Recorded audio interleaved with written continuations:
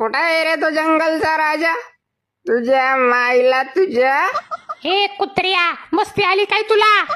बायकोच्या पदराच्या आड लपून बसतो काय रे? अगं जाऊ दे, पेलय ते, त्याच्या कुठं नादाला लागती. मुर्दा बिन पाण्याचीच प्यालाय वाटतं, म्हणूनच एवढा भुकतोय. हा पेलोय मी. काय तुमच्या बापाच्या पैशाची पेलोय काय? जंगलाच्या राजाला डायरेक्ट शिव्या देतोय. ऐ ऐ महाराणी, मला नको त्याचं कौतुक सांगू.